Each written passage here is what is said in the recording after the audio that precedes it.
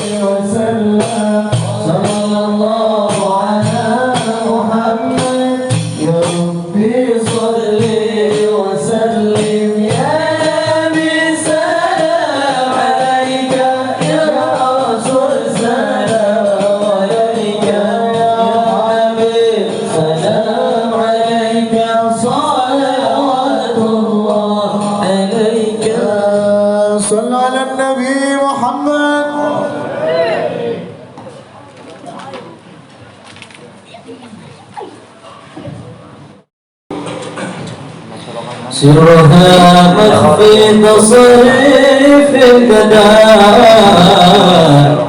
خذ من صافي وداعا كان كدر لا تقاومها واحسن في الظنون ما تريدوه من حبيبك ما يكون لا تقل ماذا ولاشتاك رداك إنني بعدك ما أرضى بذاك إنها الحسرة ومزداد الحزون ما تريدوه من حبيبك ما يقول كم وانا صابر عليهم لسنين كم دارهم وهم بحاسدين بالشقاوي والمجداه يوقدون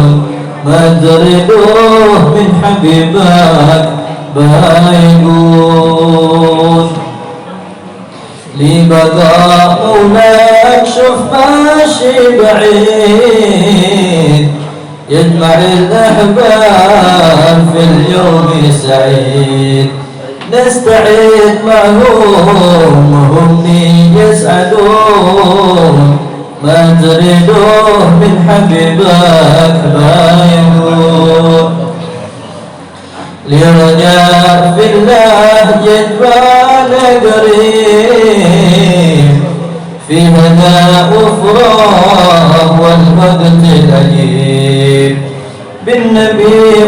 سيدة أم الحجون ما تريدوه من حبيبك بايعون والبتول الطاهرة أم الحسين والحسن والفارق حازا كل زين تأتي البشرى والأحباب يجون ما تريدوه من حبيبك بايعون وخلها تجري وربك لطيف مالك الأضرار يرحم لطيف له تدابيره وما أرادوه يقول ما تريدوه من حبيبك فيقول والحمد لله رب العالمين.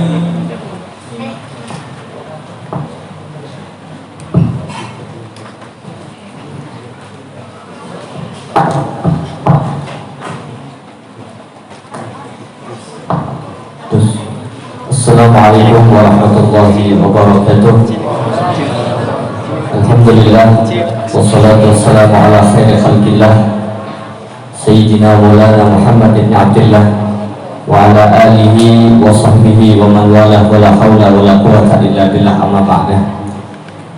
Alhamdulillah, di hari ini kita diberikan kesempatan oleh Allah Subhanahu wa taala bisa berkumpul dengan para salihin, dengan orang-orang saleh, lebih khusus tetamu kita dari Hadramaut, dari Adam, guru kita Sayyid Habib Ali ibn Habib Abu Bakar bin Ali Al-Adin Al-Adin Al-Mashhur, dan juga Syekh Samih bin Jamal Al-Kuhali, yang kita tahu mereka ini yang pertama yang alwi adalah murid anak dari Habib Abu Bakar Al-Adin Al-Mashhur, yang biasa kita dengarkan ilmu-ilmunya baik di media sosial, di YouTube ataupun yang lainnya.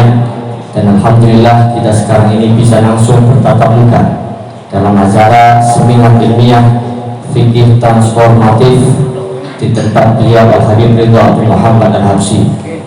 Siapkan diri kita, siapkan hati kita, siapkan telinga kita, kita dengarkan ilmu-ilmu yang akan diberikan oleh beliau, ilmu-ilmu yang akan dipesankan oleh beliau yang sangat-sangat inovatif dan insya Allah sangat-sangat bermanfaat bagi kita semuanya, baik di dunia ataupun di akhirat. Hadirin hadirat muslimin muslimat yang dimuliakan Allah,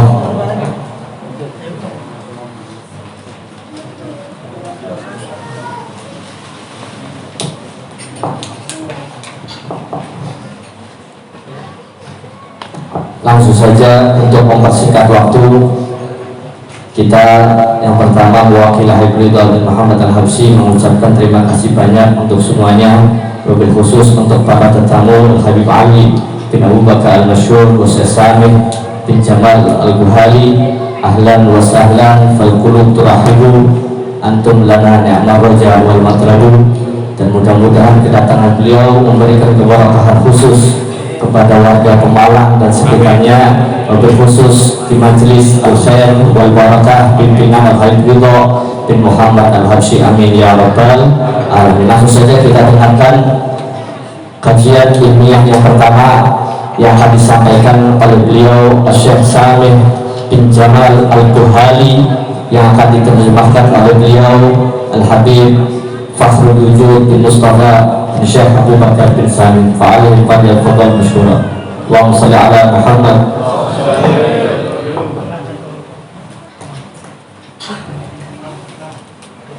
Assalamualaikum warahmatullahi taala wabarakatuh.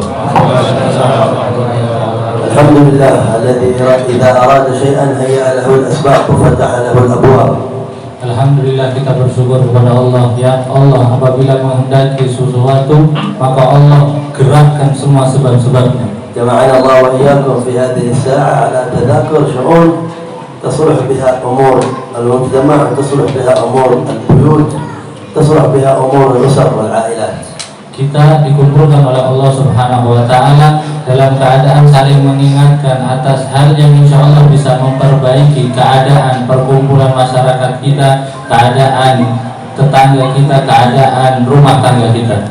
جزاك خير حبيبنا صالح على حبيب رضا العبشي على هذا الاجتماع الذي رغب في أن ينقل إليكم بعض الأمور المتعلقة بما نحتاج إليه جميعا معلمين أو آباء أو أمهات في شؤون تربية أبنائنا وبناتنا وطلبة العلم الذين يتعلمون عند كل واحد منا ومنكم. Semoga Allah membalas dengan sebaik-baiknya balasan kepada guru kita Al-Habib Ridho Al-Habsyi yang mengatur ini semua sehingga kita bisa mempelajari, membahas bersama tentang hal-hal yang berkaitan dari tugas-tugasnya semua para pengajar, orang tua di dalam keadaan tarbiyah pendidikan terhadap anak dan murid mereka yang insya Allah manfaatnya bisa menjadikan keadaan menjadi lebih baik.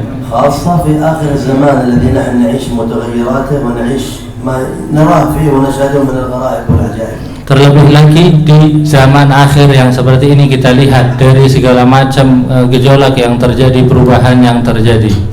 بالطبع نحن نعيش في زمان له حكم أخبر عنه النبي صلى الله عليه وسلم قال أن الحليم فيه يكون حيران، الحليم العاقل الرشيد الصبور يتحير مما يرى ويشهد من التغير ومن التبدل ومن الأحوال المختلفة. Sudah pasti kita sekarang ini ada di akhir zaman yang ada hukum ketentuan sudah disebutkan oleh Nabi Muhammad. Kata Nabi Muhammad, di akhir zaman bahkan orang yang bijaksana sekalipun, dia dewasa orangnya, berakal, dia sabar orangnya, bakal bingung melihat keadaan umat yang ada. Kelihatan apa yang ada sekarang bikin mereka bingung. من ذلك الأمور المتعلقة بالتربية بالخصوص. Di antaranya adalah hal-hal yang berkaitan dengan masalah tarbiyah pendidikan. منذ أن يختار الإنسان الزوجة ومنذ أن يختار الولي لابنته زوجا هنا توضع البذرة الأساسية في إنشاء الأسرة. Dari mulai awal seseorang lelaki sudah menentukan memilih pasangan hidupnya dan bapaknya, ayahnya, walinya telah memilihkan pasangan untuk anak perempuannya. Di saat itulah dimulai dari pondasi pendidikan keluarga. اعتنى الإسلام بهذه المسألة وفي حسن اختيار الإنسان للزوج أو الزوجة المناسبة لأن الأم منبع وأساس ومدرسة في خروج الأولاد والأجيال والأبناء. Syariat Islam sangat perhatian di dalam masalah seperti ini, memilih pasangan suami atau istri yang baik. Kenapa? Karena dari situlah nanti kelaknya dia menjadi ibu, yang ibu merupakan sumber awal, merupakan madrasah pertama di rumah tangganya. كان الأوائل يتربون بأمهاتهم قبل آبائهم. Mereka orang-orang dahulu dapat pendidikan pertama dari ibunya, bahkan sebelum belajar dari abahnya. عندما نقرأ في مناقب السلف وخاصة ساداتنا عن أبي علي له تربى بأمه، تربى بجدته. كان في المتأخرين الحبيب أحمد مشهور الحداد عليه رحمة الله ورضوان الله، رجل فرد بأمه دخل في دين الله على يده في إفريقيا ونحولها مئات من بل مئات عشرات الألوف من الناس. كان يذكر أن جدته عندما جاء الحبيب أحمد بن حسن العطاس إلى قيدون وسمعت بمجيئه وما كان عندها أحد، خرجت به بنفسها في صلاة الفجر بحجابها بحشمتها ليصلي الحبيب أحمد مشهور خلف الحبيب أحمد بن حسن العطاس مع صغر السن. كان يخبر بعض شيوخنا قال إلى آخر حياة الحبيب أحمد يقول إذا أردتم أن أسمعكم كيف قراءة الحبيب أحمد بن حسن فأسمعكم إياها ببركة جدته هذه التي خرجت وعانت وتعبت في الليل وفي الفجر لتأخذ هذا الولد خلف الإمام الحبيب أحمد بن حسن. هذا يعرفنا نموذج التربية الذي كان في تلك البيوت الطاهرة المباركة. Maka kalau kita baca dari sejarah-sejarah orang-orang hebat, banyak dari mereka belajarnya pertama dari ibunya, kalau tidak dari neneknya. Sebagaimana kisah Al-Habib Ahmad bin Thaha Al-Masyhur bin Ahmad Masyhur bin Thaha Al-Haddad yang baru-baru ini ulama zaman-zaman sekarang itu, beliau pernah saking perhatian didapat dari neneknya. Pernah suatu ketika datang di tempatnya di kotanya Gaidun, ulama besar Al-Habib Ahmad bin Hasan Al-Attas. Ketika nyebar ini kabar kedatangan Habib Ahmad bin Hasan Al-Attas, neneknya perhatian terhadap cucunya. Saat itu tidak ada yang bisa nganterkan, biar ini cucunya Habib Ahmad Masyhur Al-Haddad ketemu dengan Habib Ahmad bin Hasan Al-Attas, sehingga neneknya sendiri yang nganter. Saat itu waktu sholat subuh diantar dengan pakaian yang menutup auratnya oleh neneknya ke sholat subuh tersebut. Untuk apa? Untuk sholat di belakang Al-Habib Ahmad bin Hasan Al-Attas sampai akhir umurnya. Orang guru-guru kita, kata saya Sami, mengatakan sampai akhir umurnya Al-Habib Ahmad bin Masyhur Al-Haddad mengatakan, kalau kalian kepingin bacaan Habib Ahmad bin Hasan Al-Attas saat itu, sekarang saya bisa sampaikan kepada kalian. Mereka dapat ini karena perhatian dari neneknya. Ginilah keadaan keluarga mereka di rumah-rumah mereka. Dan ada di sekitar mereka adab-adab dari syariat Islam.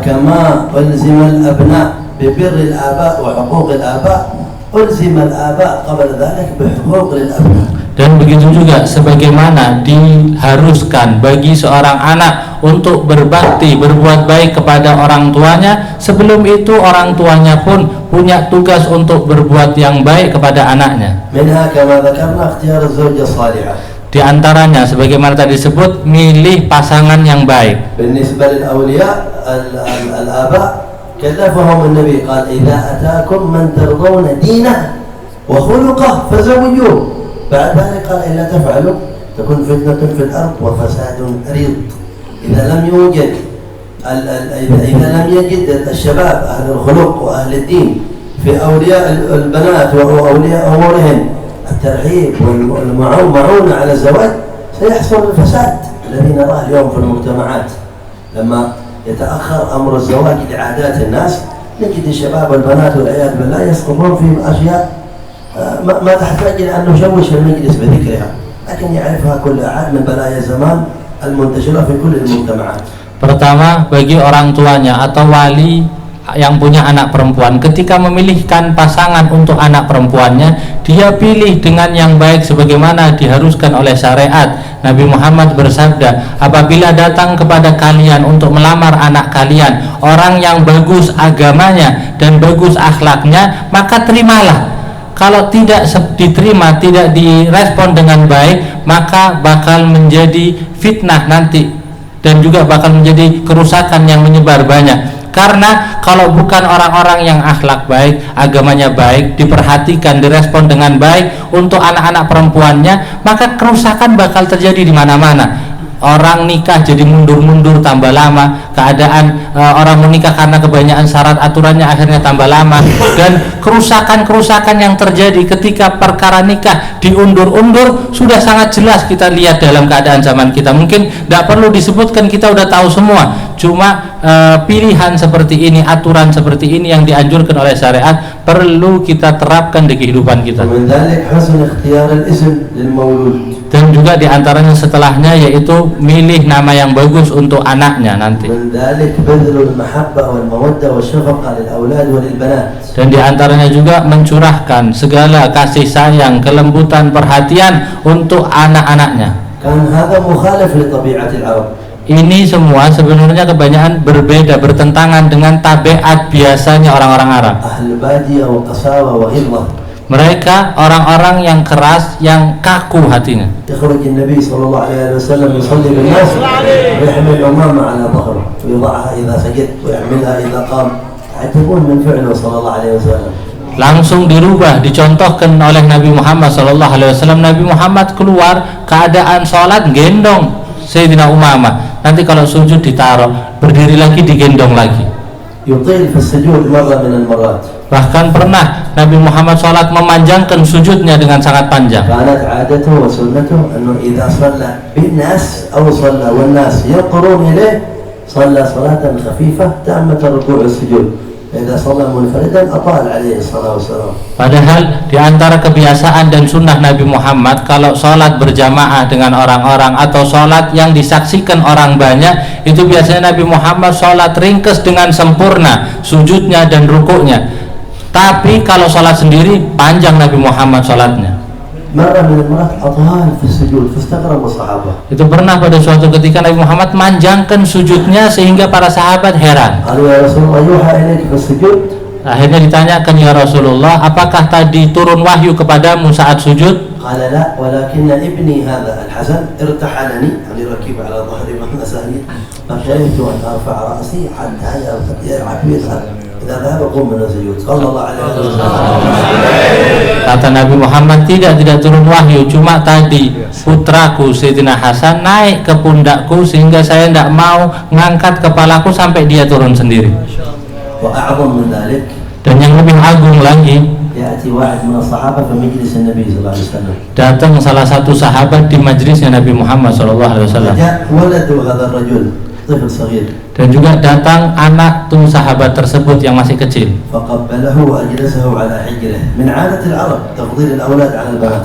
Anaknya yang laki yang masih kecil datang, akhirnya dicium, dipangku di atasnya. Kebiasaannya orang Arab dulu adalah mengunggulkan anak lakinya dibanding anak perempuannya. بعد قليل جاءت ابنته طفلة صغيرة أيضا لكنها أنثى.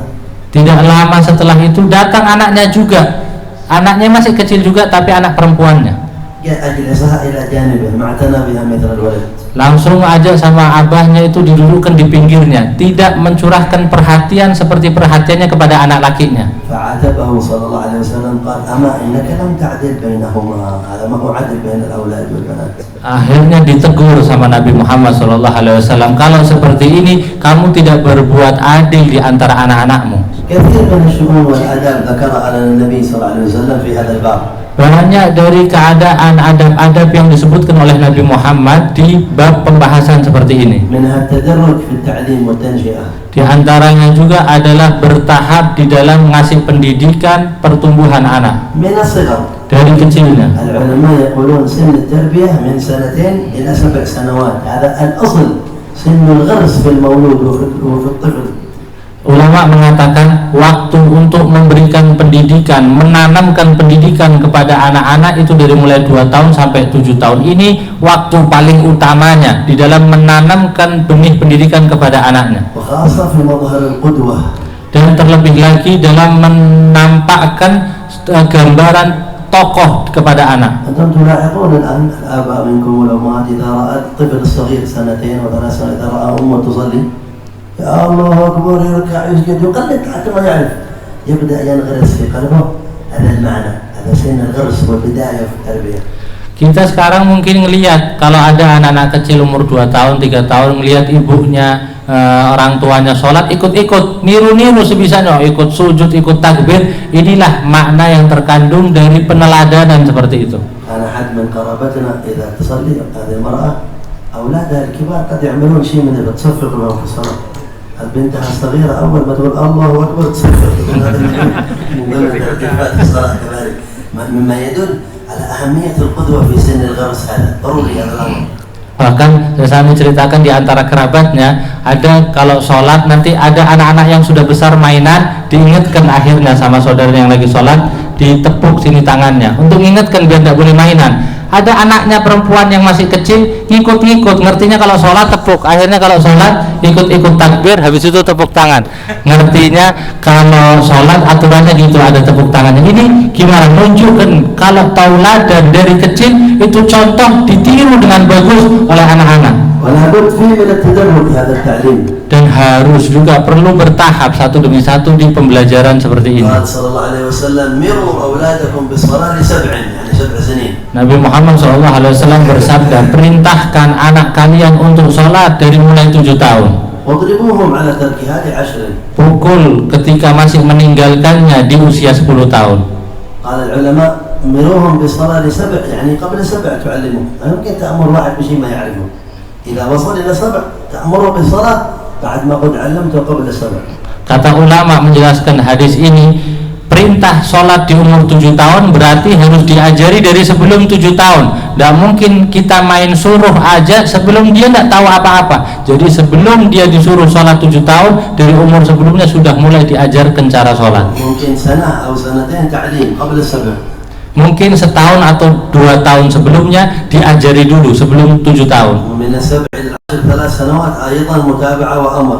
Dari mulai 7 tahun sampai 10 tahun begitu juga, terus diperhatikan, disuruh untuk sholat. فإن وصل 10 بدأ هنا العقوبة على التقصير في الصلاة. Kalau sudah sampai 10 tahun mulailah sini ada hukumannya ketika dia masih meremehkan urusan sholat. ما يعرفنا سر التدرج. Agar mengajarkan kepada manusia gimana itu tahapan pembelajaran. هذا كلام إجمالي يذكرونه العلماء وينصون عليه في كتب التربية الكثيرة المنتشرة. Ini adalah ucapan yang secara umum sudah disebutkan oleh para ulama di dalam kitab-kitabnya tentang adab tarbiyah secara umum untuk anak di masa pertumbuhan. لكن نحن الآن نعيش في زمان آخر يختلف تماما عن هذا الكلام. Akan tetapi kita sekarang berada di zaman yang beda.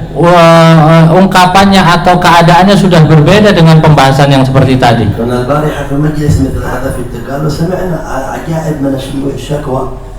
يصل الأولاد إلى سن معينة ما يريد يصلي، الطفل الصغير ما يقدرون يفصلون بينه وبين الجوال، وسائل التلفاز والألعاب والوسائل هذه دخلت إلى كل بيت. هذه المستجدات زادت الأمر تعقيدا وصعوبة في التربية والتوجيه. Kemarin kata beliau di Tegal juga bikin seminar kayak gini, terus mulai ada tanya, akhirnya banyak yang ngadu, banyak yang ngeluh tentang keadaan seorang anak yang ketika sampai usia agak tumbuh dewasa mulai tidak mau sholat, atau kesusahan dari orang tua untuk ngajari anaknya, untuk melepaskan anaknya dari tergantung dengan HP atau nonton TV. Ini keadaan kemajuan zaman atau keadaan kita sekarang ini lebih tantangan lagi untuk mensukseskan pendidikan kepada anak-anak kita. لأن منعنا منها الأولاد منعا سيبحثون عنها في محل آخر، فلم تعد وسيلة المنع المطلق كافية حتى في طلاب المعاهد. نمنعهم من الجوالات في المعهد، إذا رجع إلى البيت أقبل على الآلات والوسائل أشد من الآخرين. Kalau kita larang, cegah secara total, ini bukan solusi yang menyelesaikan masalahnya, karena dia bisa nyari di tempat lain lagi, akhirnya keluar. Sebagaimana contoh anak di pesantren, kita larang dari HP, tidak boleh pakai HP secara total, akhirnya ketika pulang dia malah berlebihan, tidak kekontrol lagi di dalam gunakan itu alat-alat seperti itu. ولا يمكن أيضا أن نفتح الباب للأولاد يتابعون ما يشاءون ويشوفون ما يريدون ويتحكمون بهم أعداؤنا وأعداء الدين كما يحبون. هذا أيضا لا يمكن. Dan kita juga tidak mungkin kita bebaskan anak-anak berbuat mainan semaunya sendiri, melakukan apa yang dia inginkan sehingga dibikin main oleh musuh-musuh Islam dengan semaunya. Ini juga tidak mungkin. هذه المستجدات الحديثة والمتغيرات التي نعيشها يجب أن يكون لها موقع من علم التربية بالخصوص ومن سائر شؤون الدين والحياة بالعموم.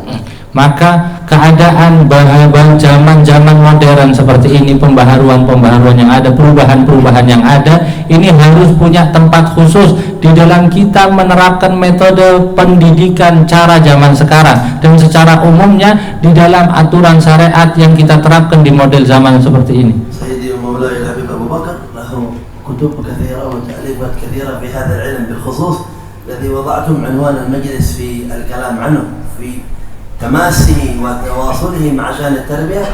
أقف الفقير هنا وسيد الحبيب علوي يكمل الكلام الذي هو أعرف به مني في هذا الباب الذي نحتاج إليه جميعا، والله يجعلنا إن شاء الله ممن يستمعون القول فيتبعون أحسنه والعفو منكم.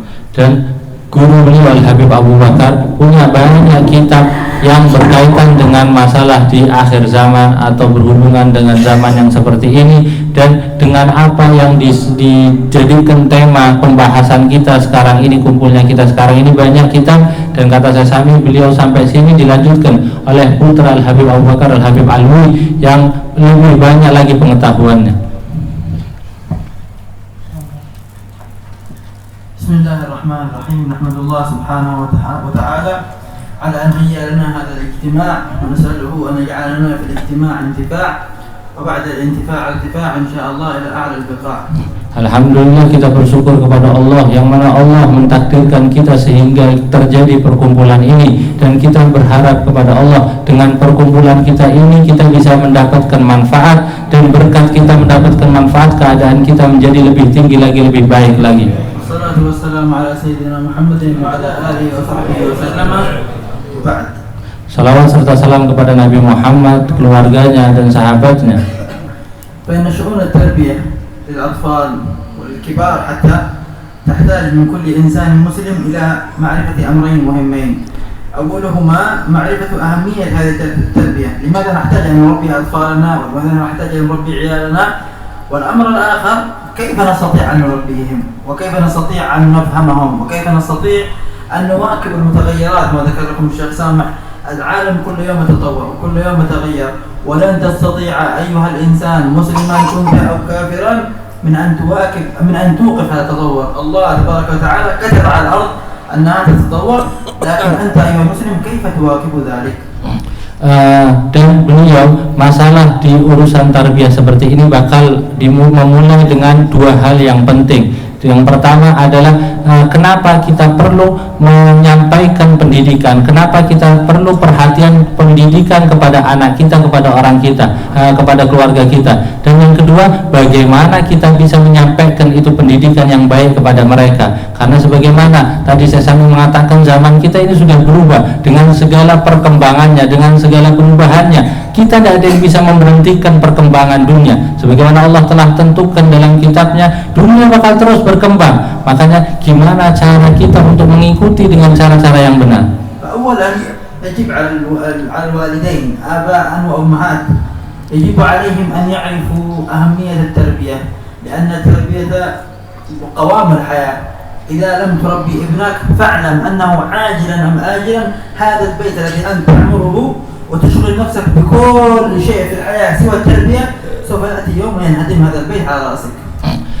Yang pertama, sebagai orang tua, bapak ataupun ibu harus tahu pentingnya pendidikan untuk anak. Harus tahu hal tersebut, karena ketika orang tua tidak menganggap penting pendidikan untuk anak, maka semua yang dia usahakan selain pendidikan untuk anaknya, rumahnya, apapun yang dia sibukkan, itu bakal hancur semuanya ketika dia menyesal dengan melalaikan pendidikan terhadap anak-anaknya. لأن دور التربية في قديم الزمان كان مقتصرا على الآباء والأمهات، لكن الآن الدنيا كلها تربي، فأنت تربي لوحدك أيها الأب، والأم تربي، والإخوان يربون، والمدرسة بمناهجها تربي، والصحبة يربون، والإنترنت يربي، والكافر يربي، والشيطان يربي، فكثر المربون وضاعت التربية. Kalau di zaman dahulu pendidikan yang mempengaruhi anak itu didapat hanya dari orang tuanya, dari ibu dan bapaknya. Akan tetapi di zaman kita sekarang ini, pendidikan yang mempengaruhi anak dari segala macam penjuru. Dari bapaknya, kalau kalian bapak, dari ibunya mempengaruhi pendidikan kepada anaknya, bahkan dari sekolahannya dia, dari teman-temannya dia, bahkan dari segala penjuru, dari setan, dari kafir, semua bisa mempengaruhi pendidikan terhadap anak. للأسف كثير من الآباء يجعلون التربية قد يكون ليس في الخانة الأولى لكن في الثانية أو الثالثة أو قد تكون في آخر الخانات التي يحتاجون إلى أن يهتموا بها. أولا يهتمون بلبس الولد، بأكل الولد، بشكله، بلونه، بتعليمه، بحياته، بما يريده، والتربية آخر شيء. إن صلحت خير وبركة، ما صلحت لا بأس، نحن نقيم له شؤون حياته. وهذا الأمر بالأخير يحاسبهم الله سبحانه وتعالى عليه، لما أنه سيأتي يوم القيامة ويتعلق برقبة أبيه ويقول يا أبتي إن تصف لي من هذا الظالم، هذا إنسان ظالم ظلمني، ليش ظلمك؟ ما أكلك؟ لا أكلنا زيادة، شربنا وزيادة، أطعمنا وزيادة، ألبسني بزيادة، لكن أمور الدين ما عرفني إياها. والله ما بيحاسب على الأكل والشرب، بيحاسب يوم القيامة على شؤون الديانة الصحيحة. Karena ketika seseorang tidak perhatian dengan pendidikan anaknya, inilah yang bakal menjadi penyesalan nanti. Pendidikan kepada anaknya yang menjadi tanggung jawab untuk orang tuanya, karena nanti di hari kiamat tidak ada kisah tentang seorang yang di-stop dari perjalanan dia masuk surga oleh anaknya, kecuali ketika anak tanya kenapa di-stop. Ya Allah, ambil hakku dari ini orang zalim, disebut orang zalim. Apa yang membuat dia disebut zalim? Apakah tidak kasih makan? Tidak, sudah kasih makan bahkan lebih. Apakah tidak kasih minum? Sudah kasih minum bahkan lebih. Semua itu lebih kalau urusan-urusan dunia, tapi dia tidak mengajarkan saya ilmu yang baik. Ini yang bikin dia, karena tidak ada yang dipertanyakan oleh Allah dari makan minumnya. Yang dipertanyakan adalah masalah tarbiyah, pendidikan anaknya. وَلِيَعْلَمَ كُلُّ إِنسَانٍ مُسْلِمٍ أَنَّ اللَّهَ تَعَالَى كَتَبَ عَلَى الْأُمَّةِ أَوْ عَلَى الدُّنْيَا بِكُلِّهَا أَنْ يَكُونَ فِيهَا شِقَّانِ، إما أمور مستجدة أو أمور متغيرة. فالأمور المستجدة هي التي صارت أمور حديثة، لم يكن لها سابق، فجأة وجدنا اختراع جديد ليس له سابق وجود، أو أمور متغيرة كان شيئا موجودا من قبل لكنه تغير وتطور على مدى السنين، إما تطورا إيجابيا وإما تطورا سلبيا. Dan ketahuilah bahwa sebagaimanapun keadaannya, Allah telah menetapkan dalam keadaan umat manusia secara umum ada dua hal, dua bagian. Ada yang pertama bagian mustajadat yang baru, sesuatu yang baru, maksudnya memang keadaan ini, perkara ini belum ada dari sebelumnya, pokok sesuatu yang baru ditemukan atau baru ada. Dan juga ada keadaan yang mutaghayyirat, yang berubah, yaitu sebelumnya ada, sebelumnya mirip-mirip ada tapi berubah keadaannya. Di semua perkara itu dua hal dari pembagian terhadap umat manusia. فلا بد لك أن تعرف أن هذه الأمور كائنة كما ذكر شيخنا الشيخ سامح. لا بد لك أيها الإنسان المسلم أن تفهم كيف تتعامل معها، فلا أن تغلق الأمر بالكلية، أن تقول لا أريد أن ولدي أن يفعل كذا فيعيش كأنه في سجن، لأن هذا مما يزيد سوء يرى كل أصحابه، يرى إخوانه، قد يصل إلى أنه يسرق، قد يصل إلى أنه يذهب إلى مكان خاطئ، قد يصل إلى ماذا؟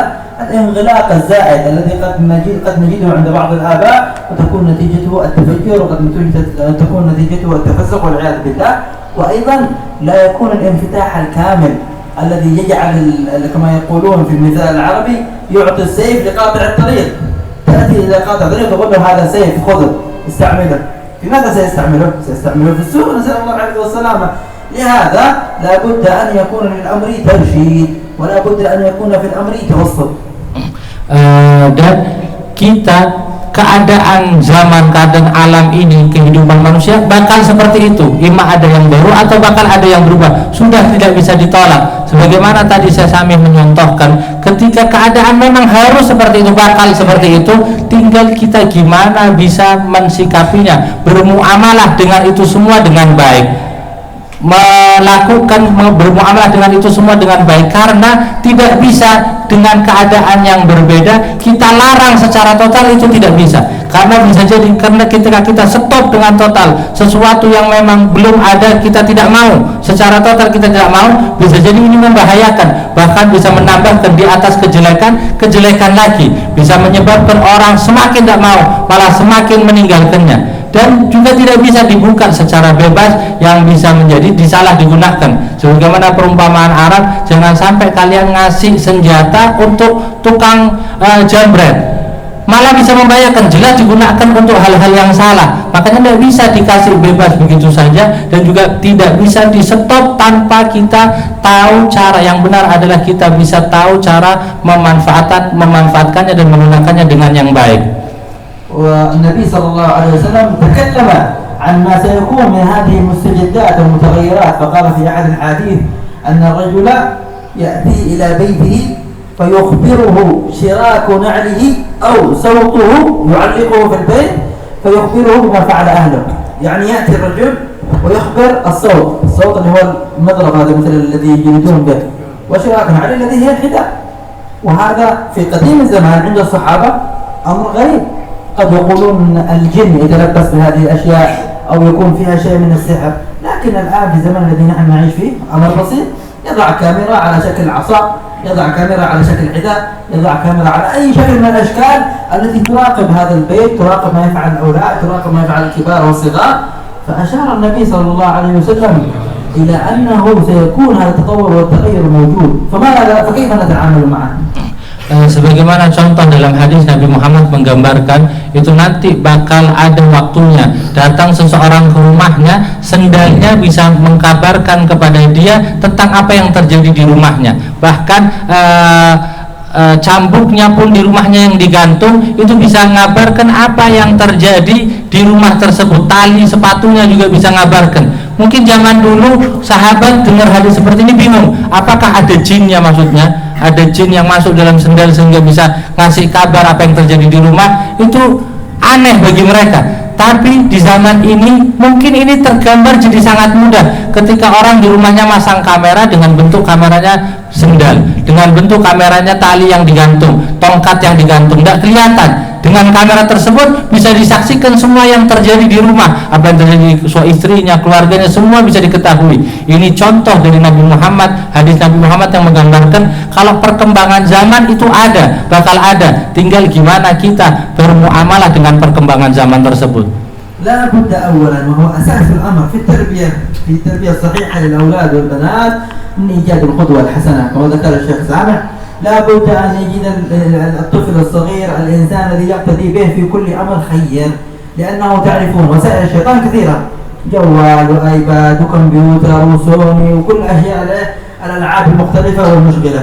إذا كان الأب بنفسه ولا الأم هي بذاتها مستحوذة على جميع هذه الأجهزة ولا تتركها 24 ساعة تعمل عليها، فكيف يستطيع الولد أن يقتنع أصلا، فضلا عن يترك، أن يقتنع عن هذه الأشياء مضرة؟ إذا بدأ يكبر ويشاهدك أنت كأب ويشاهدك أنت كأم، يؤذن المؤذن ولا تقوم، يأتي وقت الدرس ولا تخرج، يأتي وقت العلم ما تحضر في علمك، إذا كان يشاهدك في هذه الحالة فكيف تستطيع أن تبني إنسان عنده إحساس بمعنى قيمة الوقت أو بمعنى ضرر هذه الأجهزة السيئة؟ لا بد لك أن تبني أولا معنى القدوة الصالحة التي تريد أن تراها في طفلك. Dan juga yang perlu juga adalah menjadikan tauladan yang baik untuk anak-anaknya. Itu yang perlu diterapkan sebagaimana tadi dicontohkan oleh Sesami, disebutkan oleh Sesami, perlu menjadikan tauladan yang baik untuk anak-anaknya. Karena gangguan yang kita lihat di zaman sekarang, anak untuk dapat pendidikan sangat banyak. Ada HP-HP, ada komputer, ada televisi, ada alat-alat semua, gadget-gadget yang ada semua membuat kita susah dalam pendidikan anak. Cuma yang pertama, apabila dari bapaknya sendiri atau dari ibunya sendiri sudah tidak bisa melepaskan 24 jam terus dengan HP-nya, sehingga si anak ini melihatnya keadaan seperti itu, sholat, azan sholat dia tidak goyang, semua keadaan tetap 24 jam dengan HP-nya. Gimana si anak mau meninggalkan itu HP? Mau percaya kalau ini HP berbahaya aja repot. Mau nerima dalam hatinya ini tidak bagus pakai HP repot, karena tauladan dia orang tuanya sudah 24 jam tidak lepas dengan HP. Maka sebelum biar lebih mudah untuk menyampaikan pendidikan anak, sebelum kita sampaikan ke anak, dirikan dulu qudwah, tauladan yang baik, contoh yang baik untuk anak-anaknya. ولا بد أيضا أن يجعل الوالدان لأولادهم قواعد شرعية، مقدمات. لا بد أن نعرف أن هذا الأمر حرام، هذا الأمر حلال، هذا الأمر فيه كذا، هذا الأمر فيه كذا. مقدمات شرعية يستطيع بها الولد أو البنت أن يعرف ما هو معنى كلمة الشريعة، ما معنى الالتزام بالشريعة، ما معنى الالتزام بالأحكام، ويعطي هذا الولد إحساس بالمسؤولية. لابد أن تعطيه إحساسا أنك مسؤول عن نفسك، وأن كلكم راع وكلكم مسؤول عن رعيته، فنفسك التي بين جنبيك الله سبحانه وتعالى سيحاسبك عليها. هذه القواعد الشرعية أمامك وأنت تستطيع أن تخالفها، لكنك تتحمل ما يأتي لك بعد ذلك من النتائج، وتتحمل ما يأتي من العواقب. تنمي في هذا الإنسان الصغير مسؤولية حمل شؤون نفسه وترتيب وقته، ومسؤولية معرفة الشريعة، مسؤولية معرفة الأحكام، ومسؤولية الالتزام لا مخالفتها. Dan juga perlu bagi kedua orang tuanya untuk menerapkan aturan-aturan di rumah untuk anak-anaknya yang disebutkan dengan mungkin permulaan tentang syariat diajarkan kepada anaknya. Ini tidak boleh, ini haram, ini boleh, ini harus dijalankan. Itu harus dikenalkan dari awal aturan-aturan seperti ini kepada anaknya, agar si anak mengenal dengan keharusan untuk menjalankan syariat Nabi Muhammad SAW. Dikenalkan seperti itu, ini aturan yang seperti ini, agar, dan juga yang perlu juga adalah si anak dikenalkan, disadarkan kalau mereka itu punya tanggung jawab kelak, bakal ditanya apa yang mereka lakukan kelak. Ini diterapkan, diajarkan kepada anak, kalian itu nanti punya tanggung jawab, kalian kalau melakukan seperti ini bisa seperti itu dikenalkan, biar si anak ngerasa dulu kalau dia itu punya tanggung jawab. Kalau anak itu nanti kalau berbuat apapun itu nanti bakal ditanya oleh Allah Subhanahu wa taala. Kenalkan kepada anak, kalian semua itu adalah pengemban amanat. dan amanat itu bakal dipertanyakan oleh Allah Subhanahu wa taala. Itu semua dikenalkan kepada anak, dibikin aturan, dan orang tuanya mungkin bisa menanggung awal dengan mancing, ngasih hadiah kalau dia jalan benar, mungkin ngasih hukuman-hukuman tertentu kalau si anak melanggar sedikit. Biar apa? Biar anak mulai terbiasa dengan menjalankan, tumbuh itu dalam hati anak perasaan punya tanggung jawab atas aturan-aturan yang diberikan. ولا بد لكل أب ولكل أم أن يتفقا في مسألة التربية، لا يجعل أحدهما الأطفال تخصص للآخر يرميهم. هذا أب أنا أشتغل، أنا حتى أدرس ولا شيخ ولا عالم ولا ذا، وأولادي ما لهم قيمة عندي، أمهم تربيهم، الشغالة تربيهم، الخادمة تربيهم، فلانة تربيهم. هذا من الخطأ الكبير. لا بد أن يكون لك دور في حياتهم، لابد أن يكون لك دور في التعاون مع أمهم في إقامة مشروع التربية. ما يكون كل إنسان منهم لوحده حتى يصير هنالك شقاق في الأطفال، هذا يحب أمه وهذا يحب أبوه، لأن هذا أمه تشد عليه وأبوه يدلعه، أو العكس، الأب يشد على الأولاد والأم تدلعهم، ويصير الأمر فيه مثل الحرب النفسية بين الأطفال، يصير طرف أقوى من طرف وطرف يكره طرف. لا، الأصل أن التربية للجميع، هؤلاء أولادنا جميعا، وعندما نتشرف بهم جميعا، وعندما نسأل الله السلامة يكون وقت السوء أو هذا نتحمله جميعا. Dan juga yang penting bagi kedua orang tuanya harus sepakat antara ayah dan ibu di dalam pendidikan kepada anaknya. Jangan sampai ini dua ayah dan ibu malah berbeda. Ini si ayah sibuk dengan kerjanya, sibuk dengan urusannya, sudah sibuk sendiri, anak lepas, tinggal urusan anak, dia tidak mau ikut campur. Urusan anak dibiarkan gitu aja, biar ibunya yang didik, biar pembantunya yang ngurusi. Si abah tidak mau ikut campur karena ngerasa sibuk, ngerasa ini. Tidak boleh seperti itu. Ayah dan ibu mereka semua harus punya andil, ikut serta di dalam pendidikan anaknya, karena mereka anaknya, bukan orang siapa-siapa. Harus punya andil di dalam tarbiyahnya, ngurusi anaknya. Walaupun bapak, walaupun ibu, semuanya harus punya andil. Jangan sampai anak akhirnya merasa beda sehingga menjadi perbedaan. Anak ini lebih sayang kepada ibunya karena si ibunya lebih memanjakannya, si ayahnya tegas ngajarinya, atau kebalikannya, tidak suka dengan ibunya, lebih sayang kepada ayahnya karena ayahnya lebih memanjakannya. Terjadi seperti ini karena kurangnya sepakat kerjasama. Jadikan si orang tua, abah dan ibunya itu kerjasama di dalam mendidik anaknya, sehingga kalau dapat hasil baik, itulah hasil baik dari kerjasama ayah dan ibunya. Kalaupun terjadi sesuatu, itu tanggung jawab yang perlu diemban oleh ayah dan ibunya. ولا بد لك كأب أو كأم أن تشارك أطفالك في أمور حياتهم من حيث المتابعة لا المراقبة. بيتفرجوا على مسلسل، بيتابعوا فيلم، كن معهم، شاركهم، انظر ماذا يتابعون، انظر ماذا يشاهدون، ونبههم بعد ذلك. لابد أن يكون لك جزء من التنبيه. هذا أمر فكري خطير، انتبه. هذه مسألة الآلهة لا سيئة، مسألة كذا كذا هذه لا خاطئة، هذا يتبع الشيطان، هذا كفر، هذا كذا. نبههم بطريقة لطيفة، طريقة لا يكرهونك معها، تمام؟ لا يكرهون أن تشاركهم، وفي نفس الوقت تنبههم على الأمور الحسية. لا تتابع الوقت الطويل، لا تخرج من الجهاز جدا تجعله قريب منك. هذه أمور وأمراض حسية ومعنوية تكون من هذه الآلات والوسائل بمشاركتك لهم، سواء كنت أبا أو كنت أما. تستطيع أن تعدل هذه المسألة حتى بعد ذلك إذا انتهيتم من وقت المشاهدة، من وقت المتابعة، وقت الراحة، تنتقل بهم جميعا كأسرة إلى وقت العبادة، وقت الطاعة، وقت التعلم، ويكون هذا روتين في حياتكم اليومية.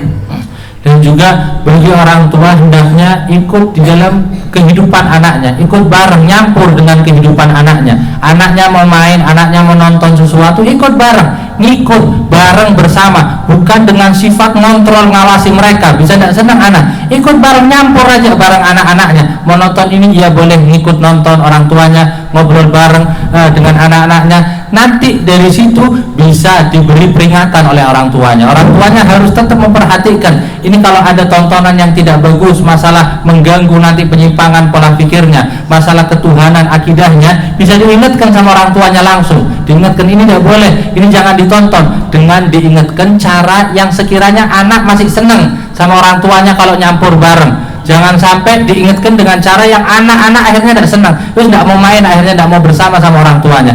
Orang tua harus nyampur bareng bersama mereka, karena dengan nyampur bareng akhirnya mudah juga untuk nuntun mereka, nuntun anak-anaknya.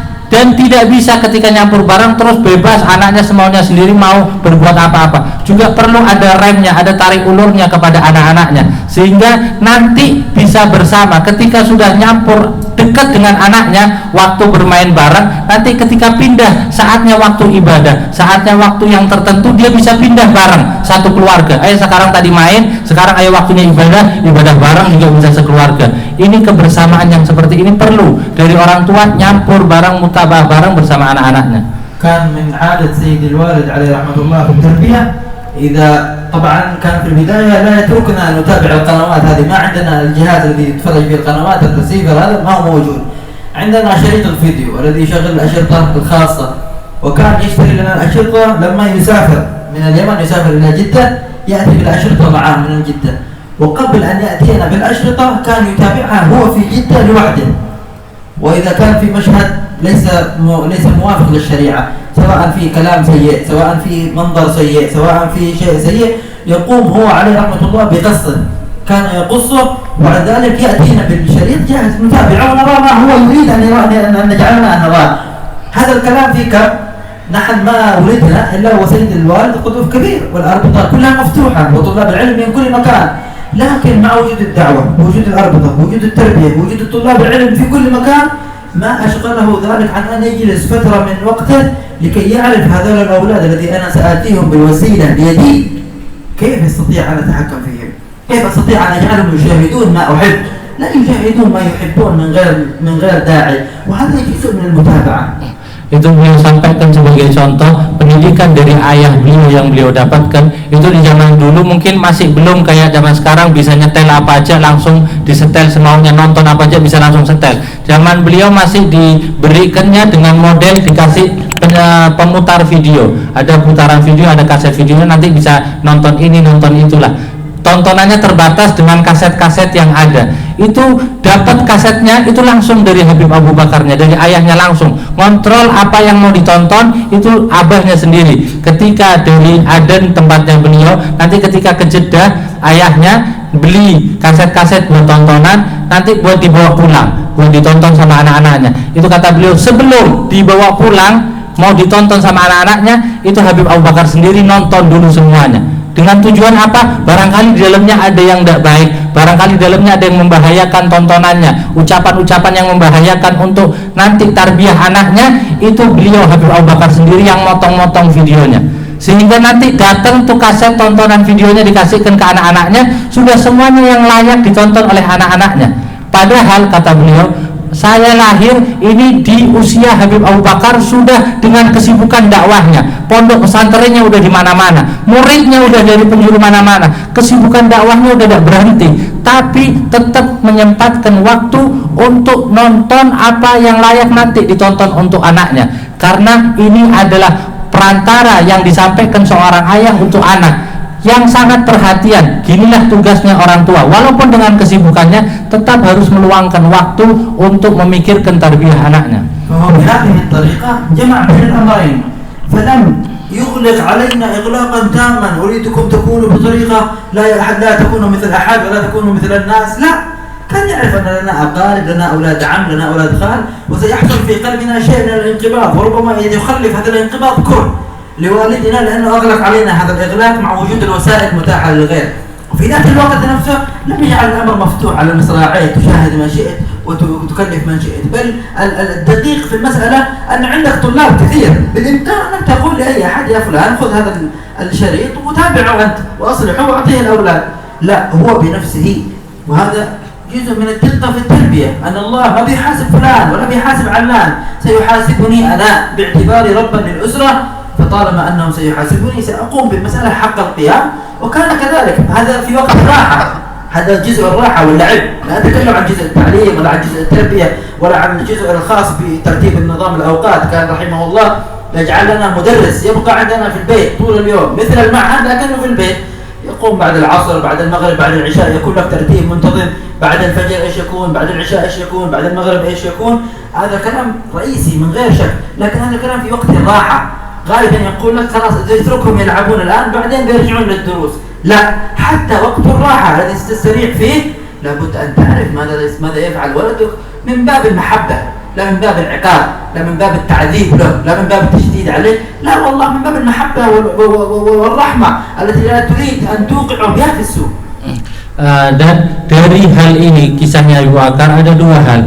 Yang pertama, ketika Habib Abu Bakar tidak melarang mengikuti apa yang ada di zamannya, karena beliau katakan mungkin ketika seorang anak dilarang secara keseluruhan, jangan sama kayak anak yang lain, harus beda gini. Akhirnya ketika ini anak melihat keadaan sepupunya, keadaan saudaranya, melihat apa yang mereka lihat, melihat keadaan mereka memanfaatkan mainan-mainan baru zaman, ini nggak sendiri, akhirnya kan sumpah sendiri si anak, akhirnya malah kesian sendiri, tertekan sendiri nih anak, mungkin ngeluh, tidak dikasih sesuatu yang memang sesuai di zamannya, tapi dengan perhatian tadi sebagaimana kisah tadi, perhatian dari Habib Abu Bakar langsung untuk ngontrol apa yang dia lihat, untuk ngontrol apa yang anak-anak lihat, jangan sampai melihat apa yang semaunya sendiri, tetap dilihat beliau sendiri, nonton, nyaksikan apa yang mau dilihat, apa yang mau digunakan untuk anak-anaknya, yang masuk kepada anak-anaknya sudah disaring dulu oleh Habib Abu Bakar. Dan setelahnya juga bisa juga sebenarnya kalau mau, nggak usah beliau sendiri Habib Abu Bakar yang nonton itu videonya, suruh aja salah satu muridnya, muridnya banyak, suruh salah satu muridnya nonton, nanti yang nggak bagus suruh dibenarkan, suruh dihapus, nanti baru kasihkan anaknya. Nggak, tapi Habib Abu Bakar melakukan itu sendiri, nonton sendiri, ngawasi sendiri, motong sendiri untuk sampaikan ke anaknya. Itu gambarkan kepada kita, kalau semua yang terjadi itu yang dihisap nanti bukan orang lain, tentang urusan tanggung jawab kita yang dihisap kita sendiri. Tanggung jawab kita ini yang dituntut, yang dipertanyakan nanti kita sendiri, maka kita sendiri harus yang melakukan dengan cara yang terbaik.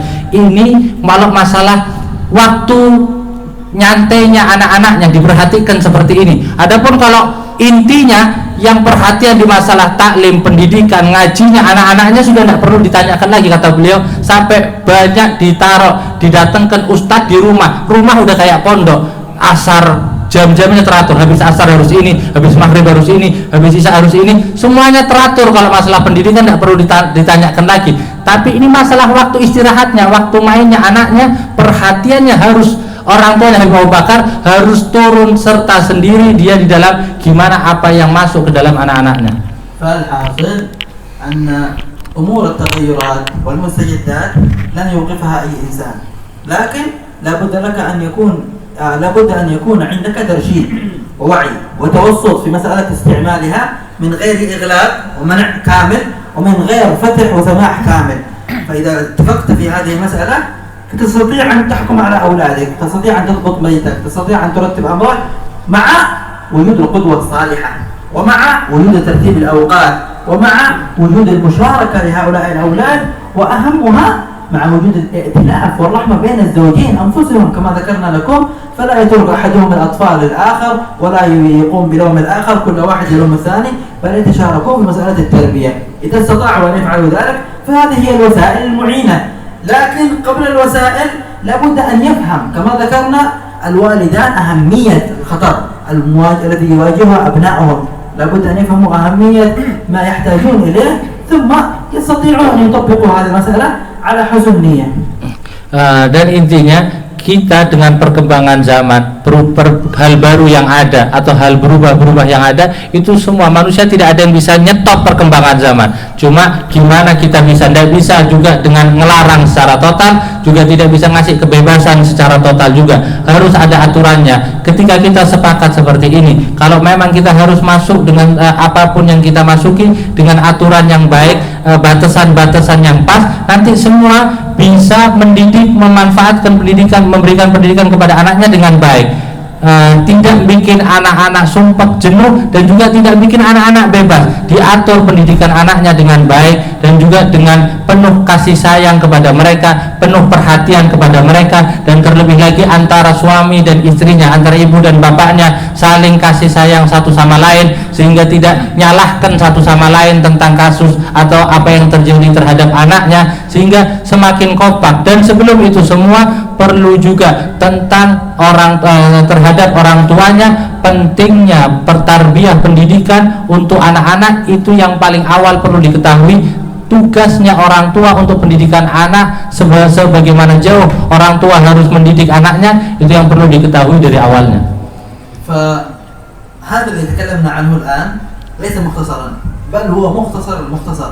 أمور التربية تحتاج إلى دراسة وتحتاج إلى بحث وتحتاج إلى انتباه كبير، ولكن يدرسها الإنسان من جانبين، وهذا الذي تحتاجون إليه. أما أولا من جانب السلوك وعلم الإحسان، وهو الذي يدرسه جميع الناس في جميع المجالات، حتى الكافر يدرسون أمور التربية وشؤونها.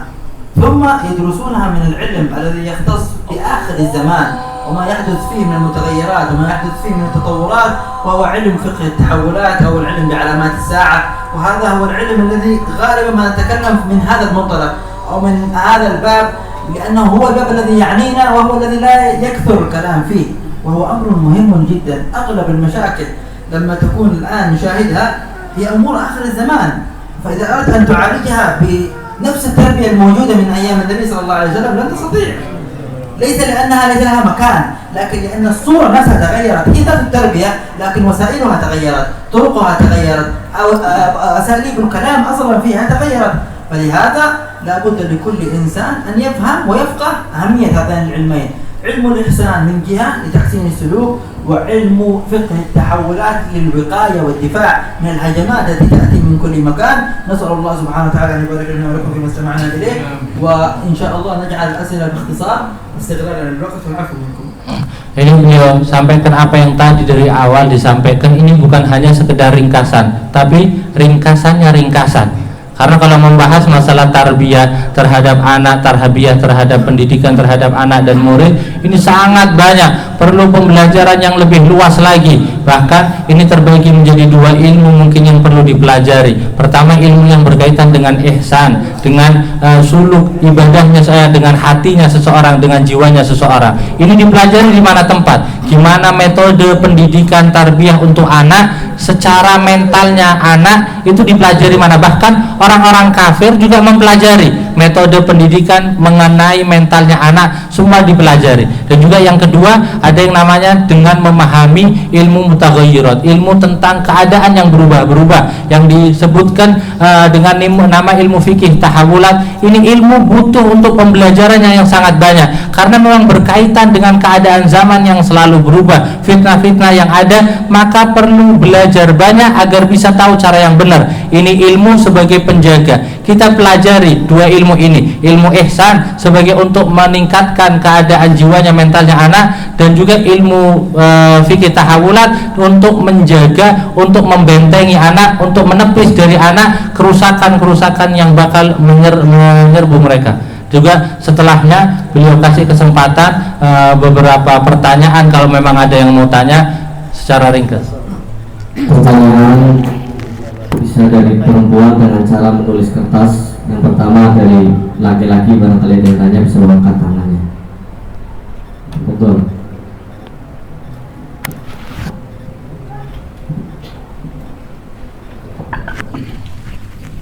Assalamualaikum warahmatullahi wabarakatuh.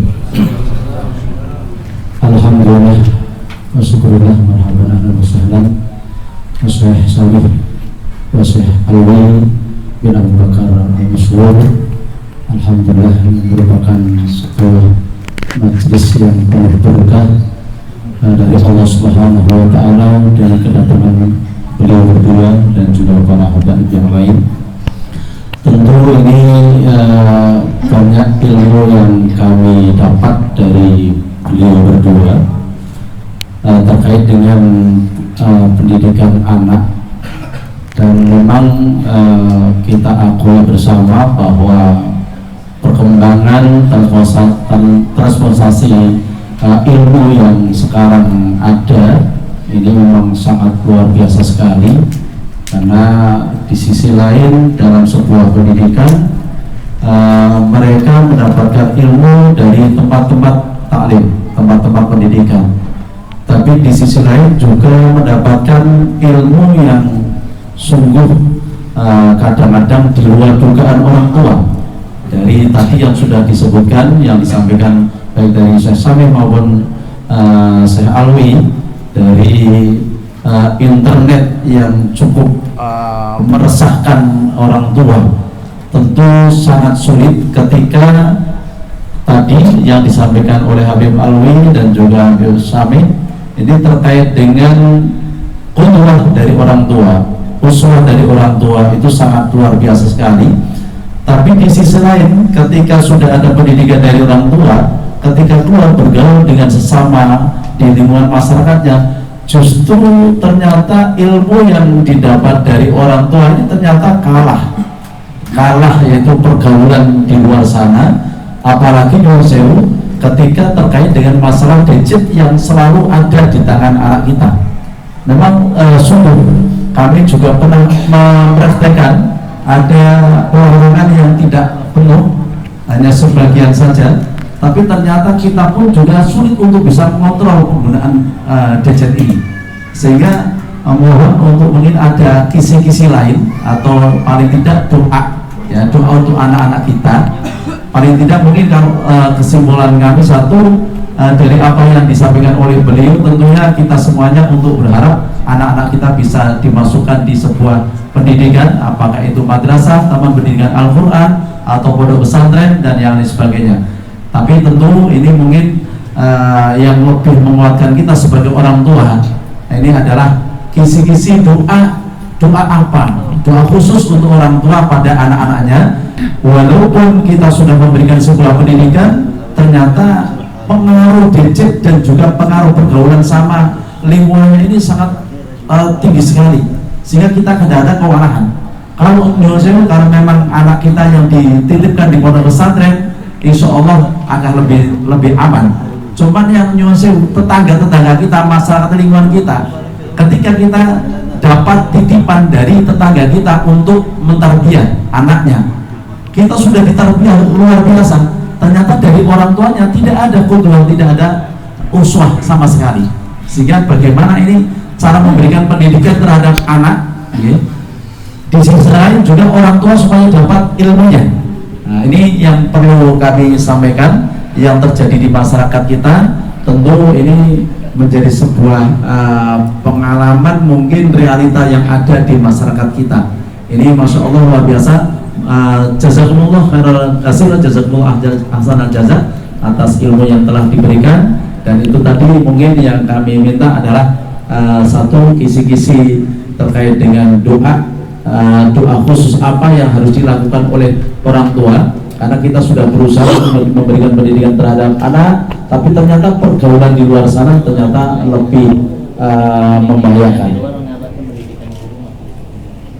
Terima kasih, itu aja yang bisa kami sampaikan. الوالد يربي أول بعدين نخرج أقوى من تربية الوالد. هذا كيف أو هذا كيف نعمل مثل هذا. هذا أقوى. وفي شيء ممكن خاص دعاء آخر المهم طلب دعاء ممكن هذا كله هذا كلمتين يا أول هذا والد يربي بعدين في صاحبه أقوى من أو أستاذ يربي بعدين من والده ما يربي ما يصل ما يقول. هذا قولا هذا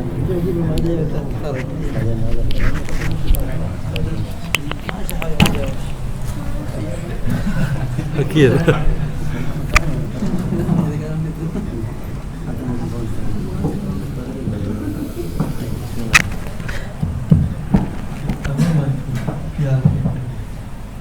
يكون ذلك بالحرص.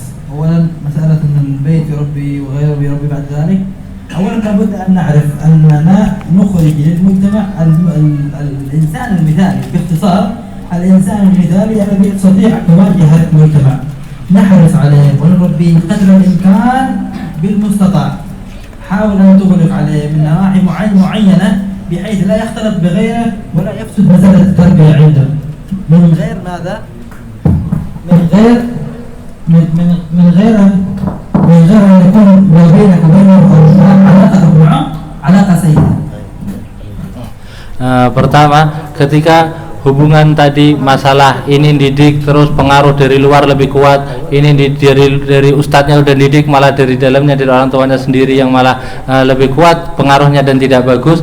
Pertama, ketika kita mendidik itu usahakan semampu kita dengan segala upaya kita mendidik dengan yang baik dan menutup celah-celah yang bisa membahayakan hal tidak baik masuk kepada murid atau anak kita. Semuanya ditutup dengan cara seperti apapun. Pertama itu yang dilakukan dengan muamalah, cara nyampaikan kepada mereka jangan sampai membuka pintu atau celah malah menjadi tidak baik hubungannya antara orang tua dengan anaknya, melarangnya berlebihan atau seperti apa, nanti hubungannya malah tambah tidak baik dengan anaknya atau dengan muridnya. Khulasatul kalam, la budda an yakun at-ta'thir min al-bayt aqwa min at-ta'thir kharijih. Hadhihi khulasa. Yang inti dari ucapan atau nasihat yang perlu disampaikan, harus pengaruh dari rumahnya itu lebih besar dari pengaruh yang didapat anak dari luar. Al-askari عندما يكون في كلية حربية يدرس على قدر استعداده في الكلية الحربية لن يموت في ساحة المعركة يعني يعطونه أفضل الأسلحة، أفضل التدريبات، أفضل الإمكانيات حتى يستطيع أن يعيش وينتصر في المعركة التي يخوضها ويدخل فيها.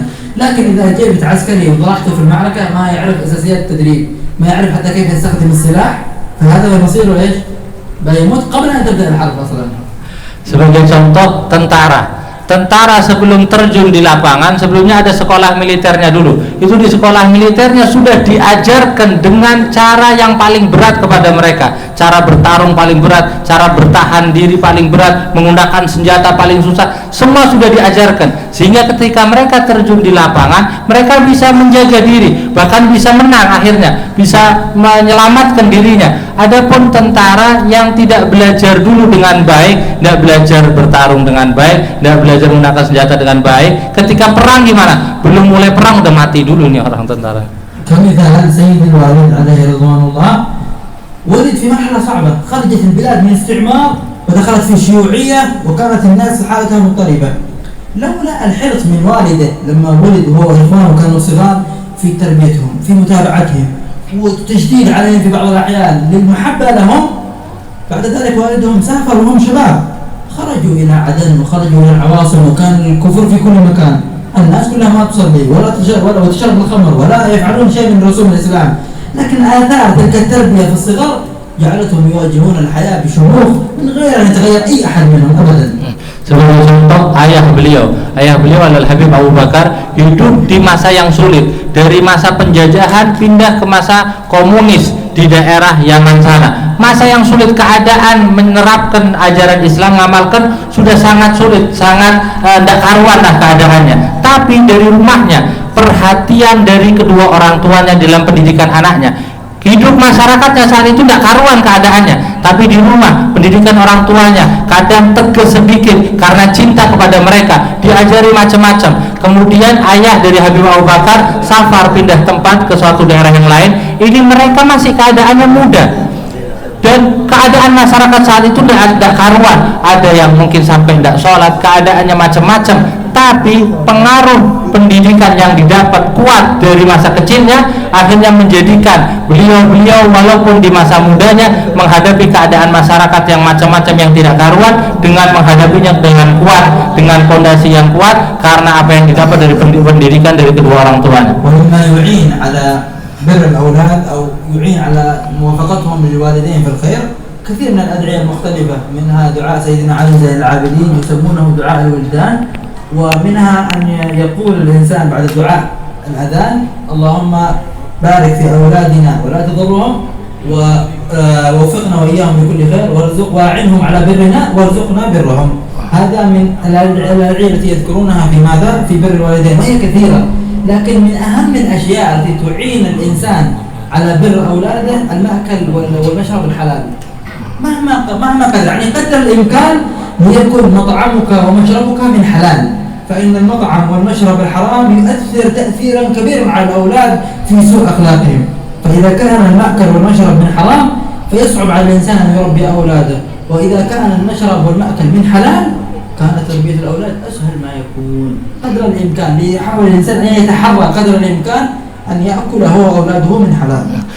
Dan diantara doa agar anak bisa baik kepada orang tuanya, bakti kepada orang tuanya, diantara doa-doanya itu ada doanya Imam Ali yang dikenal dengan doa wildan, atau ketika setelah adzan biasanya itu doanya setelah Rabbi firli itu terakhir doanya dengan menyebutkan Allahumma hfadz li auladi, Allahumma barik fi auladi, Allahumma berkahi anak-anakku, wala tadurruhum, jangan bahayakan keadaan mereka, dan berikan rezeki kepada mereka, bisa berbakti kepada kami, dan jadikan kami orang yang dapat bakti, warzuqna birrohum, warzuqhum birrona warzuqna birrohum. Itu doa agar anak berbakti kepada orang tuanya. Dan diantara yang menjadikan anak itu baik, yang perlu sangat diperhatikan oleh orang tuanya adalah makanan dan minuman yang dimakan dan diminum oleh anak-anaknya. Karena ketika makanan baik halal, minumannya halal baik, maka insya Allah keadaan anaknya pun yang keluar bakal menjadi baik. Kalau makanannya tidak jelas, makanannya buruk,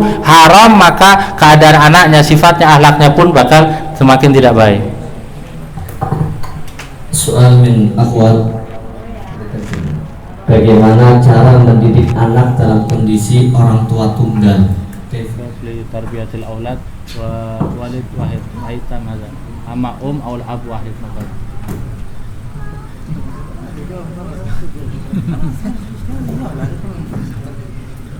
على كل حال إن كان والد أو والدة، ربما في بعض الأحيان عندما يكون الولد يتيم تعتني به الأم أكثر من لما يكون أبوه موجود. فعلى كل حال لا يختلف الأمر إلا من حيث مضاعفة المسؤولية. فلو مثلا الولد يتيم الأم تتحمل مسؤولية زيادة، أو إذا كان مثلا لطيم، يسمونه في اللغة العربية لطيم. من هو اللطيم؟ الذي ماتت أمه، الذي مات أبوه، الذي ماتت أمه يتيم. الذي ماتت أمه Mata abu. على كل حال اليتيم في الإنسان الذي مات أبوه، أما في الحيوان الذي ماتت أمه، هكذا يقولونها العربية. على كل حال إذا مثلا ماتت الأم كذلك يكون الأب يجب خاصة في الصغار أن يقوم بدور الأم، أو يجلب من يعينه مثلا والدته، أو ربما هي تتزوج مرة أخرى. على كل حال تحصل، لكن لا يكتفى بما يفعلون عندكم. إذا يتيم يأخذونه مباشرة إلى مكان من المعاهد نصل رعاية الأيتام، لا يكفي هذا خاصة في الصغار، خاصة أن المعاهد الآن يكثر فيها الأولاد والطلاب ويصعب مراقبتهم ومتابعتهم بالتفصيل. على كل حال كلها أمور تحتاج عناية وتركيز والله المستعان. Dan pertanyaannya tadi masalah gimana kalau orang tua tunggal, ya, ayah sendiri atau ibu sendiri didik anak. Sedang biasanya kalau orang tua tunggal seperti ini, mereka perhatiannya menjadi lebih sama anaknya, dan juga tidak ada yang beda sebenarnya. Didik anak ya, yang penting dia sampaikan pendidikan sebagaimana tadi disampaikan untuk didik anak. Cuma mungkin akhirnya orang tua ini tugasnya jadi double. Misalnya dia anak yatim, ditinggal meninggal oleh ayahnya. Si ibu akhirnya jadi tugas didik anak, mikul juga tugas beban sebagai lebih banyak lagi. Begitu juga sebaliknya, mungkin bahasa Indonesia disebut piatu, ya, ada bahasa Indonesia yang meninggal ibunya. Si ayah ya juga harus tetap, kalau pendidikan untuk anaknya, perhatian untuk anaknya, tidak ada yang beda. Cuma mungkin tugasnya akhirnya double, kerjaannya akhirnya double dalam perhatian anaknya. Bisa jadi bantuannya juga dari saudaranya mungkin, atau dari neneknya, atau bisa jadi yang ditinggal meninggal pasangannya bisa nikah lagi untuk bantu dalam pendidikan anaknya. Yang penting perhatian atau pendidikan untuk anaknya ya sama seperti itu, tetap harus dicurahkan besar dari orang tuanya. Dan itu semua tidak cukup kalau nama yatim udah langsung ditaruh dari usia masih kecil, teman sudah taruh di yayasan yatim piatu, akhirnya kurang perhatiannya. Terlebih lagi sekarang banyak anak jumlah di pondok pesantren perhatian khusus untuk anaknya kurang. Maka ini semua intinya adalah perlu memang perhatian tetap dari orang tuanya di masalah pendidikan ini. Mohon maaf karena waktu yang sudah malam dan ada acara selanjutnya. Ini soal terakhir dari akhwat. Apa boleh seorang ibu mengambil keputusan untuk pendidikan anak-anaknya jika seorang ayah lebih sibuk dalam pekerjaannya? Hal yajuz lil an tahkum lil aulad fi tarbiyah li anna zawj atau al-ab mashghul ala شغلهم تحكم على التربية هذا يدرس وهذا يدخل المدرسة المهم عليهم ولا على أبيهم تشدد على الأولاد على الأولاد نعم يا هذا إذا هذا معناه ما هو على الأولاد على أبوهم هذا كلام لأنه موجود هذا التنازع عندهم أبو مشغول ما يهتم ما بغيته يتفاضل في الأشياء يبغى تمشي الأمور هذا الحقيقة السؤال هذا كلام هكذا فهمت الأمر. طيب كما ذكرنا لكم قبل قليل في الدرس مثل هذه الأمور تكون بماذا؟ تكون بالتفاهم. فإن الأم قد يكون في بعض الأحيان عن محبة عن حرص بسبب انشغال الأب كما نسميه نحن تنحصر مسائل التربية كلها عندها وهي تحب ذلك تريد أن تربيهم على تربية صحيحة.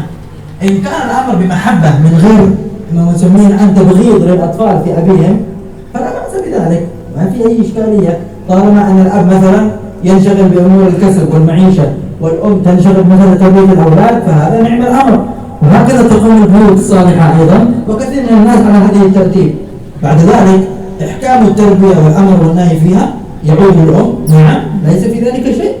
قد تكون الأم أدرى بمصلحة أولادها من أبيهم لأن الأب الذي يسافر يذهب أب يسافر مثلا قد يكون عنده مثلا متزوج 2 3 الرجل منفصل وبعدين هنا أولاد لا يعرف بأحوالهم. أما الأم التي تعايشهم تأكلهم وتشاربهم فهي أدرى بهم فلا بأس في أن تكون هي صاحبة الأمر والنهي بل قد يريد الوالد أن يطلب منهم شيء تقوم بتفهيمه لا معارضة ما هي معارضة لأن ما هي مسألة حرب. الله تبارك وتعالى قال وجعلنا بينكم مودة ورحمة. ما هو حرب وقتال ما هو كذب ما هو نفاق تكذب عليه في الكلام لا مودة ورحمة.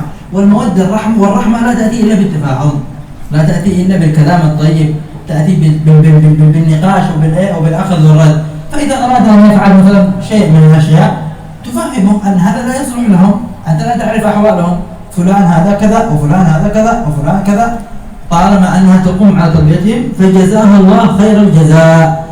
لكن لا تكون في ذلك منحصرة يعني تكون التربية قائمة عليها فقط من غير إدخال الأب إجبارا ممنوع يدخل فيها لا هذا الكلام لا صحيح.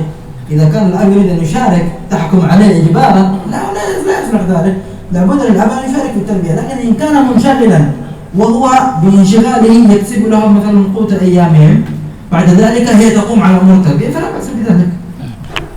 Tadi pertama sebagaimana tadi Daros disebutkan dasarnya adalah perlu saling memahami dulu antara kedua orang tuanya di masalah tarbiyah anak. Adapun ketika contoh sebagaimana tadi orang tua bapaknya sibuk dengan kerja mungkin untuk makannya sehingga si ibu harus menghandle semua pendidikan anaknya, ngurusi semua urusan anaknya, itu tidak masalah, bagus malah. Ketika ayahnya sibuk dengan urusan, si ibu sibuk dengan urusan tarbiyah anak, ini bagus malah dianjurkan karena bisa jadi kadang bapak sibuk dengan urusan kerjanya harus pergi kemana-mana tempat atau dia punya istri banyak anaknya dari istri ini akhirnya sibuk ngurus yang ini istrinya tetap fokus merhatikan dengan pendidikan anak ini bagus karena juga terkadang si ibu lebih tahu dengan pendidikan yang dibutuhkan anaknya karena seringnya duduk barengnya si ibu dengan anaknya maka bagus juga ibu ikut andil di dalam pendidikan anaknya, ngatur semua. Akan tetapi ini perlu saling memahami juga antara suami dan istrinya.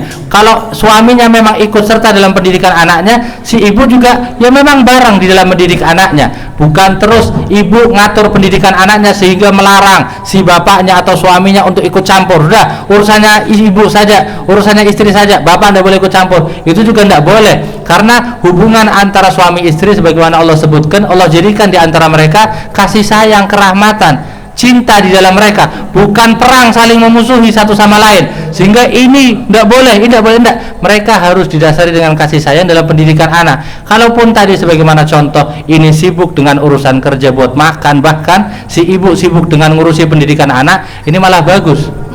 وهنالك مهمة أهم من ذلك لما على الشيخ سامح أن ذلك الكلام لا يسقط أهمية التربية أو مسؤوليتها عن الأب. أن الأم تقوم بالتربية بالتراضي لا يسقط عن الأب أهمية التربية. أنت مسؤول عن التربية أيضا، لكن إن كان أمر التربية لمن تثق به، هذه الزوجة تثق بها وتثق أنها تربيهم تربية صحيحة، فلا بأس بالتفاهم بينكم في مسائل التربية. لكن إن كانت التربية تعود بالسلب ولا تعود بثمرة سيئة على أولادك فأنت ستحاسب أيضا أمام الله، خاصة إذا كنت تعرف. فانتبهوا لهذه المسألة، بارك الله فيكم. Dan juga perkara yang penting tadi ditambahkan, dan ini semua yang perlu diperhatikan, apalagi sebagai bapaknya, ini semua tidak menggugurkan tanggung jawab seorang ayah di dalam pendidikan anaknya. Tetap tanggung jawabnya dipikul oleh ayahnya.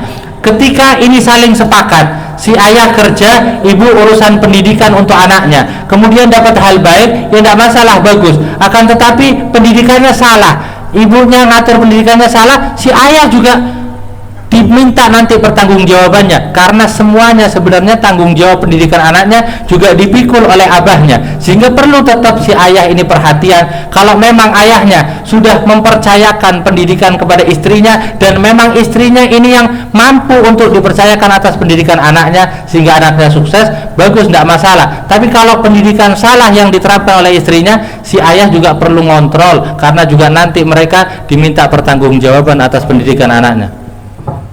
Pertanyaan terakhir mewakili jemaah. Apabila seorang ayah tidak mengurusi urusan pendidikan agama, enggak menyekolahkan ke madrasah, TPQ, pondok, tapi ibunya punya keinginan untuk itu, tapi ayahnya melarang, enggak boleh pondok, TPQ, tidak boleh TPQ. Pokoknya urusannya ilmunya ilmu dunia, sehingga madrasah enggak, TPQ enggak, pondok enggak. Sedangkan rumah tangga kan yang megang imamnya ayah. Ini sikap ibu posisi ini bagaimana? Al-ab la yahtam bi tarbiyah dini lil aulad wal turid ala tarbiyah dini wal ab yamna la yadkhul wala madrasah mamnun dukhul wa imam fil usrah al-ab. كيف هذا؟ أكيد الإمام الأب ولا إمام السورية والحكومة وثاني، لأنه هذا موجود في المجتمع عندكم بكثرة. هيا جيبوا يا حبيبي. الحين احنا موجودين عندهم، أنا بنعرف أنتم أصحاب من إيش تقولون. نعم بس تفصيلا. على كل حال يا أحباب، أول قبل الإجابة، بالطبع مثل هذه الجلسة الصغيرة جميلة جدا، لكن لا يمكن أن تحيط بمشاكل التربية، بالذات التربية، هذا أول شيء. Yang pertama, ini karena kita duduk pengajiannya dengan bentuk yang sangat ringkas, apalagi kalau dilihat kita tema pembahasannya masalah tarbiyah, pendidikan, tidak bisa duduk secara ringkas ini menyelesaikan semua masalah-masalah yang terjadi dalam pendidikan. بما أحسب أن مثل هذا السؤال ليس حالة عامة، لكنها حالات خاصة تحتاج معالجات خاصة. يعني ما يتصور أن أب ما يريد ولده يتعلم، ولا يريد ولده يدخل معهد، ولا يريد يدخل مدرسة. ربما ما يريد مثلا معهد شرعي، لكن يريد مدرسة وجامعة ممكن. أما ما يريدها كلها يريد أن تكون الأم لسبب آخر. ما يريد دين فقط، لكن لأجل جامعة أخرى. هذا يتصور، هذا يرجع بعد ذلك إلى اهتمامات الأب نفسه. يعني بعضهم مثلا هو الأب موظف في وظيفة معينة، يرى أن الولد هذا إذا تخرج من معهد ويحمل عمامة ويحمل دين ما بيأدي شيء. هذا موجود وعندنا في بلادنا أشد وأكثر، في بلدان العرب الآن أشد وأكثر من هنا. لكن هذه المسائل كما قلت لكم مسائل تعالج بالشكل الفردي. أنه الجميل في إندونيسيا، هذا اسمعوه مني لأنه ما بتتصورون أنه يختلف عن عندنا. جميل عندكم أنه يمكن أن يجمع الإنسان بين التعليمين، فيدرس في معهد شرعي على تربية أبوية إلى مستوى الجامعة، موجود ومنتشر بكثرة، بخلاف عندنا هناك حتى الجامعات التي مفروض أنها شرعية هي في داخلها السم، في داخلها البلاء، لأن الذي أنشأها ما هم رجال العلم والمعرفة، أنشأتها الاستعمار ومخلفاته في بلدان العرب. فلذلك مثل هذه المواضيع تعالج بالبديل أو بإدخال أحد عاقل، أن هذا الأب قد يكون عنده تصور مغلوط عن الدين، وأهل الدين يتحملون جزء من هذه المسؤولية عندما يرى حقيقة. نحن يعني كما عنوان سيد الحبيب يقول هذا التشخيص يعني علة أم الرضا بالعلل الفضيلة. بعض الأشياء الكلام فيها قاسي لكنه أحسن من الصمت عنه. هذا الرجل الذي ما يريد التعليم الديني، ما السبب؟ رأى نماذج غير مشرفة، رأى أناس تخرجوا بمظهر ديني غير مشرف، صار ما يتفاخر بهذا المظهر، يريد يكون دكتور، يريد يكون مهندس، يريد يكون في المجتمع شيء كبير كما هو يتصور. إذن المشكلة هنا ليست في إدخال الولد أو إخراجه، مشكلة أكبر من هذا. ومثل هذه الحالة الخاصة تعالج بأحد العلماء أو بأحد من الأسرة، وربما في بعض الأحيان يكون البديل الأفضل، لأن الآن طال الكلام كيف بيجيبوا هذا في بعض الأحيان وهذا يحصل، يأتون مثلا بولد يقول لك والله نريده في الجامعة، وأنت تعرف من خلال هذا الولد التربية ما يصلح للجامعة، لا عنده اجتهاد ولا عنده رغبة، والمعهد الشرعي أحسن له لأنه بيستره من الفضيحة، بدل أن يطرد ويصير لا نال تعليم شرعي ولا نال تعليم دنيوي، مشكلة أخرى.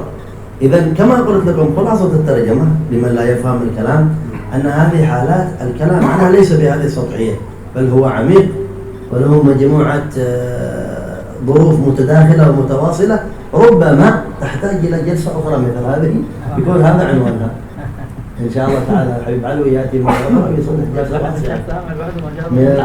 من العصر إلى العشاء على الأقل، هذا 4 ساعات تكمل فيها المواضيع المهمة، وجزاكم الله خير على كل حال.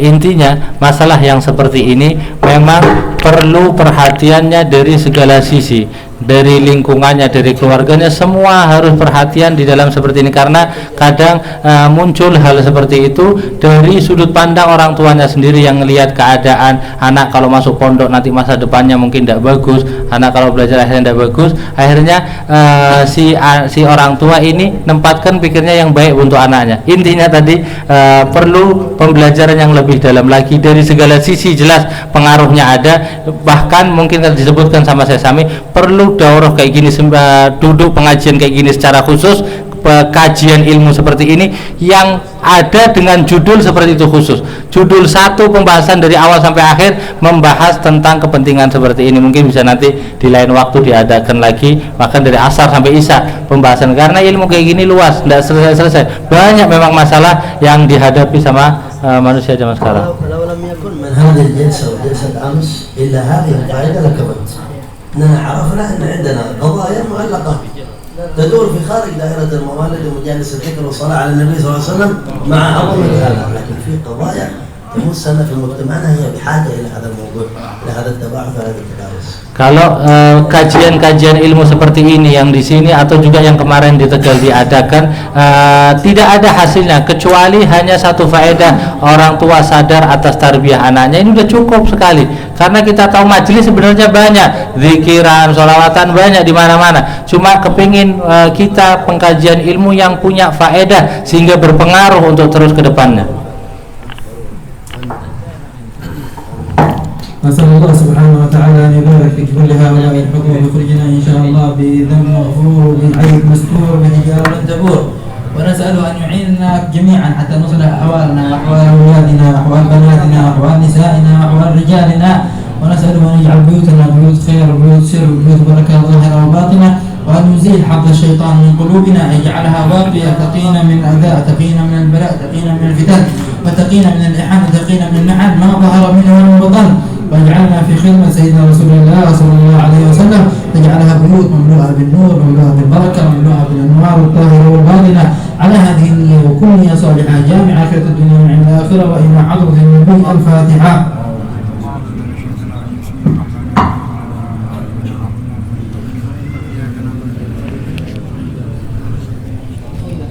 يا ربنا اعترفنا بأننا جربنا وأننا